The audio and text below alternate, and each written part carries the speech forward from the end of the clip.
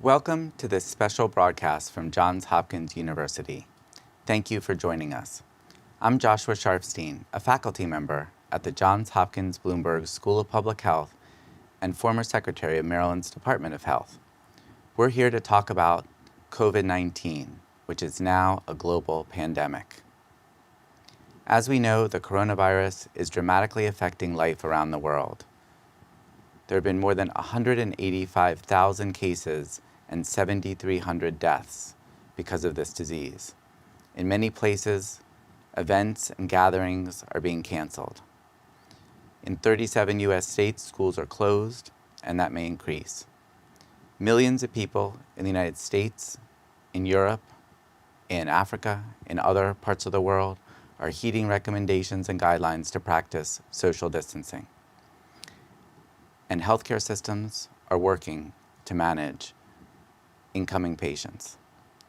To understand the very latest on the virus and what we can all do together to help stop its spread and impact, we will hear first from a virologist who is an expert in infectious diseases and who has been studying the virus in the lab.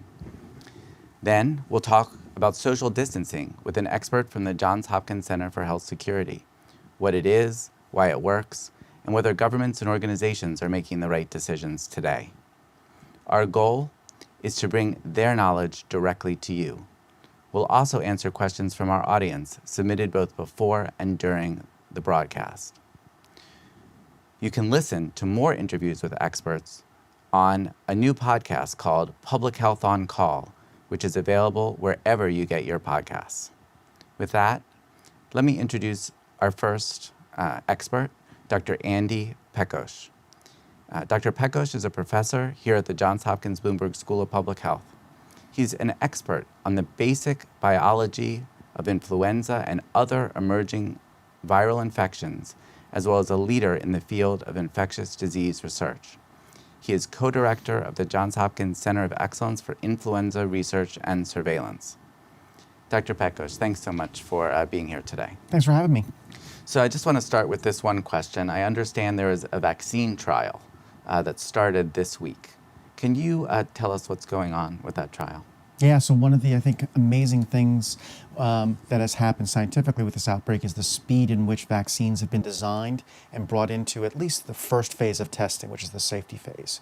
So one of those vaccines started trials today, or this week, and a second one is scheduled to start clinical trials. Again, these are for safety. So these are just the very early stages of vaccine development. But it's only been 2 months that we've known what this virus was, and we already have a vaccine. I think that's a tremendous statement to the science behind this. And what is the science behind vaccines for this new virus? What are they trying to do with this vaccine? Well, with coronaviruses, we have pretty good evidence from the SARS and the MERS outbreaks, which are related coronaviruses to the virus that causes COVID-19, that if we generate a good antibody response that recognizes the virus, then we can be relatively sure that we can protect people from infection. So the goal of these vaccine studies is to generate those kind of vaccines, things that look like the virus, that can generate antibodies, that can then recognize the virus and stop it from infecting cells. How long do you think it will take to know whether these initial vaccines being tested are able to generate that antibody response that's necessary for an effective vaccine? Yeah, very difficult thing to predict. After phase 1, they have to go into trials that actually measure how well the vaccine is working. Best estimates are that 12 months to 18 months is probably a time frame in which a vaccine would come into use, providing everything goes well. Got it. So bottom line, it's good that studies are starting, but we still have a lot to learn to see whether they'll work. Yeah, the vaccine won't be a short-term solution. Okay, well, let's back up a little. And since you're a virologist and expert in viruses, what do you think people need to know about this virus? Well, you know, it came into the human population with an ability to spread quite efficiently, much more efficiently than SARS or MERS, again, the related viruses that we've seen in the human population beforehand. And I think the second thing is this virus does cause mild disease at a rate that's much higher than SARS or MERS did. And so all that has contributed to some of the issues in terms of being able to control the virus, because it's no longer people that are so sick that they're looking for medical care that are being reported as being sick. There's a large number of people that are showing mild symptoms that maybe don't feel the need to go seek medical care that are driving the transmission chains with this virus. Right, so that makes it for a very interesting and challenging response, which we'll be talking about a lot with Dr. Rivers soon. As a virologist, what do you want to know about the virus that is not yet known? Well, some of the really important questions are understanding the immune response to infection. So we just talked about vaccines wanting to do some immune response. What we really want to know is, now that we've got people that have survived the infection, that have generated antibody responses, we want to understand what the virus is doing in terms of inducing antibody responses, because we want the vaccine to mimic that. We also want to know if people who have gotten infected can be reinfected. So understanding how strong their responses are to that infection is going to help us understand the chance of being reinfected. So you run a basic science lab here at the school. What are you going to do, or people who are also studying the virus going to do in the lab to understand more about this virus in a way that will help with the ultimate response? Well, one of the really important questions that we have is, why is this virus causing this mild disease when its related virus, SARS, caused a very severe disease? And there's good data suggesting that both of these viruses, COVID-19 and SARS, can enter cells and get into the same cells. So it's probably about something that the virus does to the cells after getting in that is different between the two. And understanding what that is will be important, because we still get severe diseases with COVID-19, but if we can understand how the virus drives the mild disease, we may be able to come up better treatments for the severe, for those infected that are showing severe diseases. You think you and others will be studying like the receptors that the virus attaches to and how it moves inside the cells, those sorts of things? Absolutely, and my lab uses a cell culture system that mimics the upper respiratory tract of humans. And so we're really going to be studying how the virus replicates in that environment, that cooler environment of the upper respiratory tract, that may give us hints as to why this virus is spreading so efficiently. And then in the process, is it possible you'll understand like key places for to design treatments or possibly inform the development of vaccines? That's our hope, yes. By understanding some of the processes that the virus uses to infect cells in the upper respiratory tract, that may give us some hints as to weak points in the life cycle that could be the targets for interventions. Great. I'm going to take some questions from the people who've been listening. Absolutely. And the first one is, how long can the coronavirus live on a surface, and what kind of surfaces can it live on? How to think about that kind of question. Yeah, so there's a lot of ongoing data on that.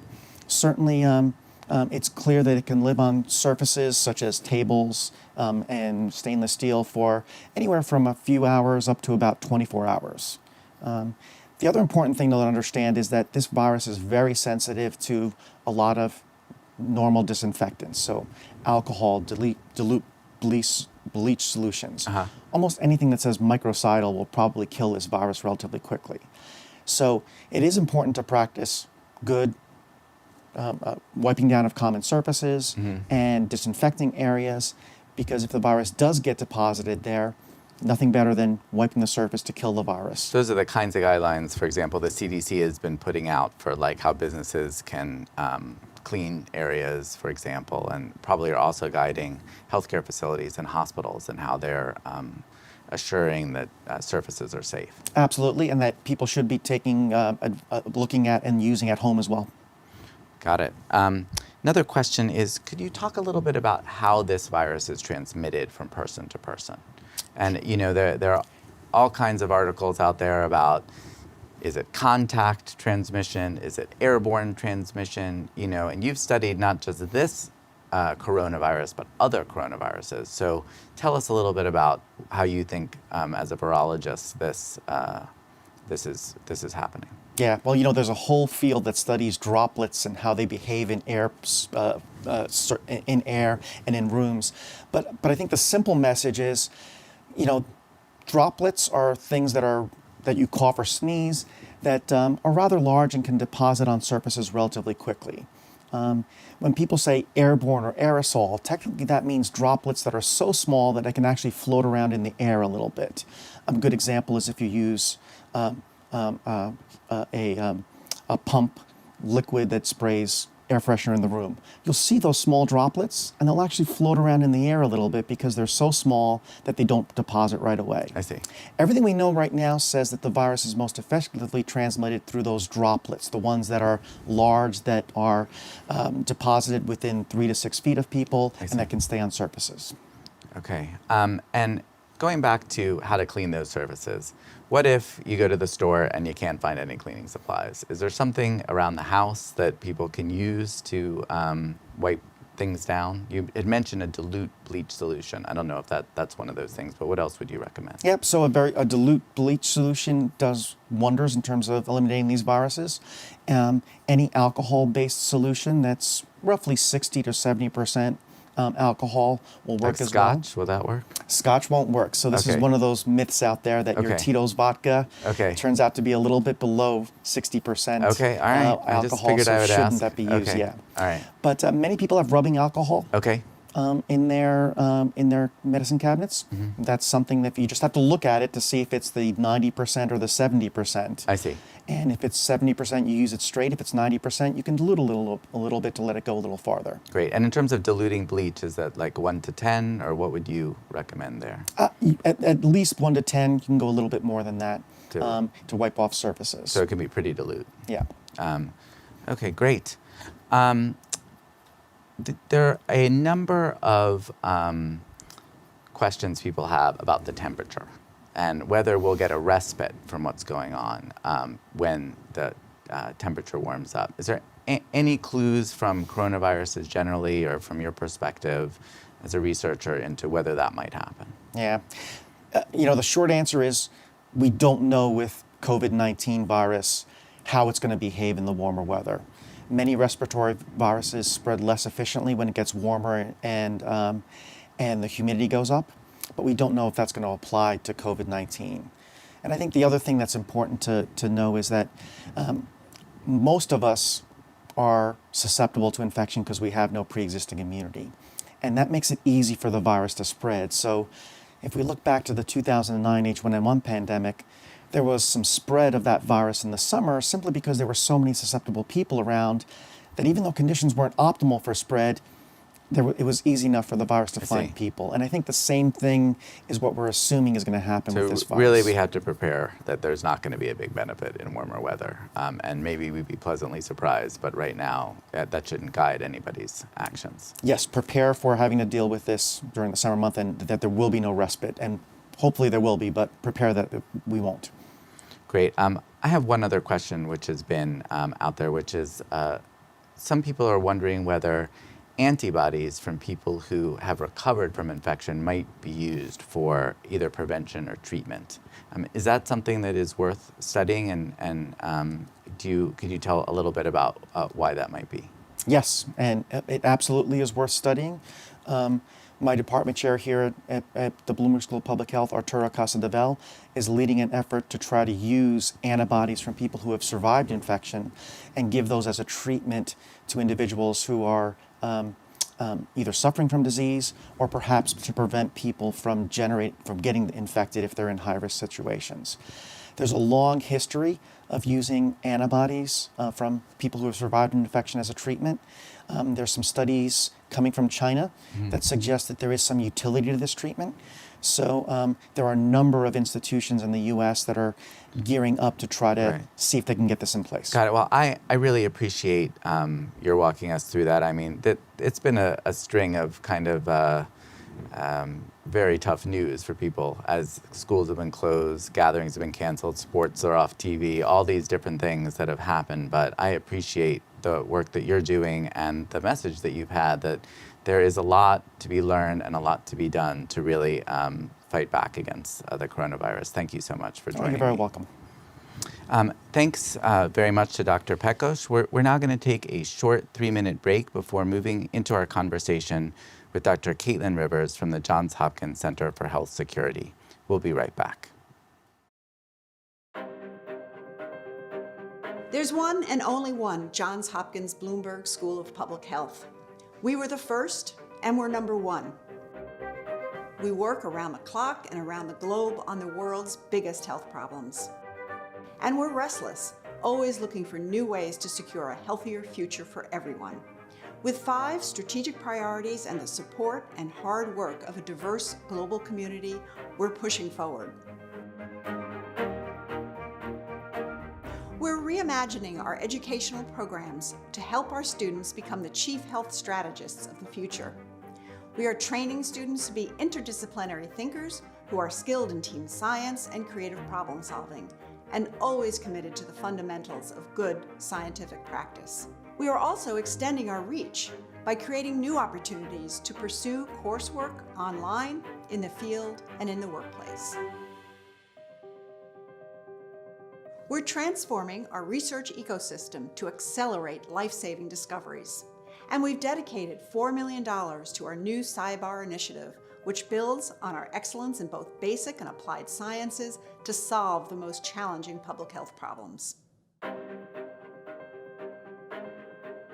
We amplify our impact by nurturing new partnerships with communities and organizations outside the traditional boundaries of public health.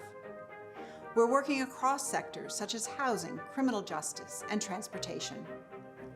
In the U.S., the Bloomberg American Health Initiative is working with more than 150 organizations to tackle 5 urgent health challenges facing the country. And globally, our collaborations reach from Baltimore to Uganda and India. To fuel creativity and excellence, we're investing in a diverse body of students, faculty, and staff. Our new Dean for Diversity, Equity, and Inclusion is helping to foster an environment where people of all backgrounds can succeed and thrive. We're finding new ways to communicate across more channels. We aim to make sure our knowledge is shared, understood, and applied in policy and in everyday practice. New leaders in advocacy and communications are infusing all of our efforts with new energy and direction. Our strategic priorities inform everything we do as we seek a healthier future for everyone. Thank you for being part of this amazing community.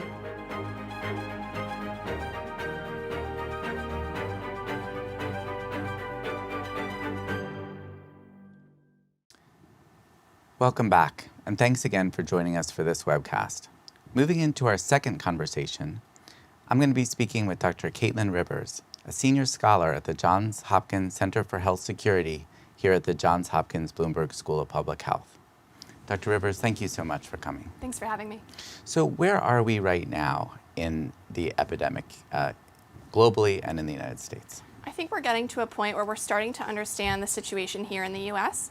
As testing capacity has expanded and as public awareness has increased, we are seeing quite a few cases in the U.S., and I expect that to continue for a while longer.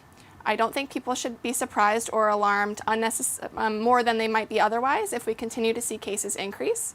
And the reason for that is because any change that we make now is not going to show up in the data for probably 7 to 10 days. So I expect we'll continue on that course. And why is that? Why does it take a while for us to see changes in what we're doing impact the number of cases of COVID-19? The incubation period, or the time from when someone gets infected until when they start showing symptoms, is around 5 days.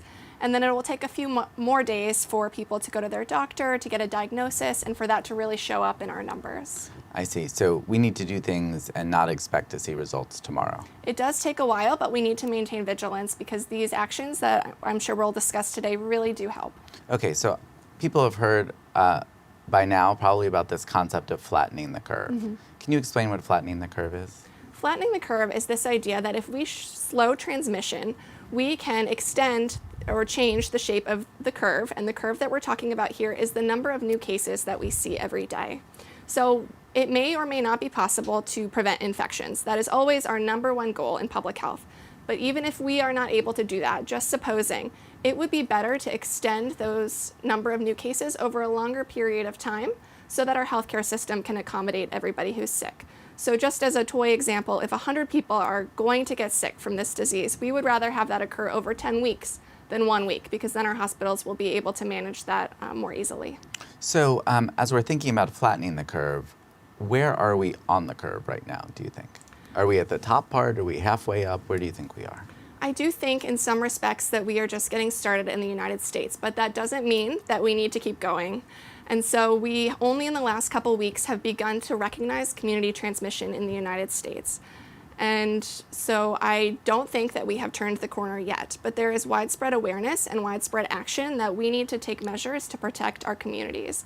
And so I think we can turn things around. Let's talk about those measures. What does it take to flatten the curve? On a personal level, it's all about what we call social distancing, and that is a suite of measures that prevent infection. So you and I are sitting quite far apart, and that is so that we do not have an opportunity to transmit to one another. And of course, we are not sick. If we were, we would stay home. But keeping 6 feet apart. That's another social distancing measure. Absolutely, staying home when stay you're sick. home if you are sick. Right. Right. Keep physical distance between people. Wash your hands. Good times to do that are when you come in from outside, like when you arrive at home or at work, before you eat, and before you spend time with people who are very old or very young. And you also want to make sure to wash your hands or avoid contact with high-touch surfaces. So when I go to the grocery store, I'm always grabbing those little wipes and wiping down my cart. Got it. Are we doing enough right now in the United States? There's some places have said no bars and restaurants can stay open. In San Francisco, at the moment, they've said, shelter in place, basically. Where do you think we are in terms of whether this country is taking this threat seriously enough and responding appropriately? I am encouraged by measures by communities to close down public spaces where people gather. In general, I do not recommend movement restrictions, so I think that's a step beyond where I would recommend. But things like closing schools, gyms, mass gatherings, I think those are the right moves. But I think we all should continue to understand the spirit of those interventions. They're really to encourage and enable people to stay home. And so that's what I want people to focus on, staying home and washing your hands and conducting good hand hygiene. Could you help us understand the different experience that different countries have had with this disease? Because we've heard there are some places where it hasn't been so bad, but then we see and hear about, for example, Italy or France, where there's so many different patients, who are coming in very sick to the hospitals. What's the difference there, and what are the lessons for the United States? Some Asian countries have had a less severe experience than European countries, and to some degree it's speculation, but I would say their experience with SARS in 2003 really helped to inform their response. Because that infection really hit Asia very hard. It hit Asia hard, and it was very scary, rightfully so. And so I think people there really understand what social distancing means. And when news of a new SARS-like coronavirus emerged out of China, I think they really were able to lean in to these kinds of measures that we are now taking in Europe and the US. I see. So the lesson may be to really pay attention to this social distancing concept. The lesson there I want to underscore is that social distancing really does work. So in those Asian countries, we're not just seeing less COVID-19, we're also seeing less diarrheal illness and conjunctivitis, which is like pink eye. Those are diseases that are also spread person to person. And so if the things they were doing were specifically for COVID-19, we wouldn't really see a change in those diseases, but we do. So social distancing does seem to be a driver. Got it. That helps. Let's take a couple questions. Here's a question from someone who says that the young people that they know in their life aren't taking this very seriously. They say, well, it's very unlikely I'm going to get very sick, so why do I have to worry about that? What would you say to a young person with that attitude? It's true that young people are at lower risk of severe disease, which is good. But young people are also a bridge to older people and those who are most vulnerable. The disease can only spread if there are people to spread it to, and so young people play a really important role in breaking that chain of transmission. So young people are, and on the podcast you describe them as a bridge. Right. What do you mean by that? I mean, even if older adults and people who are vulnerable are able to stay home as much as possible, they are still going to need groceries, and they're going to need to get their medicines and maybe have visits from loved ones. If young people are in the places where those are happening, they could come in contact with older adults, and that's a transmission opportunity. So really, it's certainly protect yourself, because there can be severe disease in younger people, but really it's to protect other people in your life too. It could be your parents, grandparents, neighbors, teachers, other people who you might wind up in contact with. We all have an important role to play. Great. Here's a question about recommendations for doctors, dentists, other professionals, acupuncturists. What do you recommend now about how they go about caring for patients? Even if you're not in a practice where you expect to see COVID-19 patients, it's a good idea to really step up your infection control and prevention measures. There's great guidance on the CDC website about what that involves, but I would encourage all providers to think about how they can reduce transmission opportunities among their patients and their staff. Like what kind of opportunities are there? I think providing alcohol-based hand sanitizer and masks in your waiting room are valuable opportunities. Masks are not recommended for healthy people out in the community, but they are recommended for people who are sick. And so you want to make sure if you're someone who sees sick people, they have an opportunity to access a mask. I see. You can also ask people, if you are in a practice that may see people who are symptomatic, to call ahead so that you know they're coming and you can maybe take them directly to a room instead of having them in the waiting room, things like that. What about if it's sort of a very elective kind of visit? Do you think some of those might be best canceled now? For example, for like a 75-year-old who might have something on their skin that is not going to become a problem, but maybe is just cosmetic. I do think for elective procedures like that, it's a good idea to check with your doctor or your provider about canceling. It's going to depend based on what it is and the risk of the provider, and I know that providers are thinking a lot about what the right moves are right now, but if you are at high risk of COVID-19 severe illness, it would be a good idea to step back from those care environments. Yeah, and so some physicians or dentists or others might be thinking about which patients really need to be seen and which don't. That would be a reasonable thing for them to be doing right now. Exactly right. And another thing that hospitals are thinking about is how they can expand their capacity to care for people who are very ill. And elective procedures are one area that they might scale back in order to make that space. Got it. There's a question about schools and maintenance, how to clean surfaces. We heard from Dr. Pekos about the various types of things that do and do not, actually kill the virus or, eventually sanitize areas. What kinds of recommendations are there for scaling that up to like a whole building, or, how do you think about that? I think it's really underscores the importance of environmental services staff. Focusing on high-touch areas is going to be important. So light switches, door handles, desks. We wiped down this desk before Dr. Pekos and I switched. That's a great opportunity. There are, once again, disinfection guidelines on the CDC website that I would point people to, but really focusing on using alcohol-based microbicidal products on high-touch surfaces will be important. Got it. And then there's a question about whether state parks and trails should be shut down. We often get questions like, can I go outside for a walk? How do you think about that? I think going outside is still a great opportunity. You want to make sure that you keep that 6 feet of space. Contact sports are probably out, but going on a hike, a jog, a bike ride, those are really important, not only for your physical health, but also for your mental health as we all face these challenging times. So maybe one last question about mental health. This is a stressful situation for a lot of people. Some people have, really none of us have experienced something quite like this. This is a unique event. But even something that approaches this level of stress, some people have not experienced. How can we address that so that people are able to really change their lives, but maintain their equanimity, maintain their composure, to be able to do the things that they need to do for themselves and their families? Yeah, that's an important question, especially since so many of us are scaling back the activities that we do with our friends and family that don't live with us.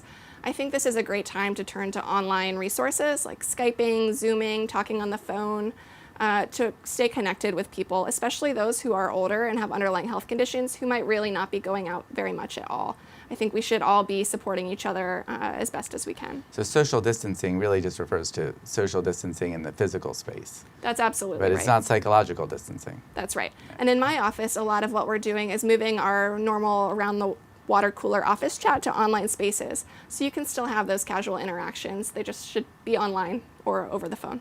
But yet they may be recorded forever, so you have to be a little bit more careful, perhaps. Also that. Okay, all right, good. Thank you very much, Dr. Rivers, for joining me. I really want to thank Dr. Pekos and Dr. Rivers for a candid discussion on the very latest of the COVID-19 pandemic. This webcast is just one of the many ways Johns Hopkins University experts are sharing their knowledge on this global public health issue. You can see a lot more about information from Johns Hopkins at coronavirus.jhu.edu. And we also have a podcast called Public Health on Call, where we have conversations with experts, including Dr. Pekos and Dr. Rivers, every day. I think Dr. Rivers' podcast just posted today. Please subscribe wherever you get your podcasts.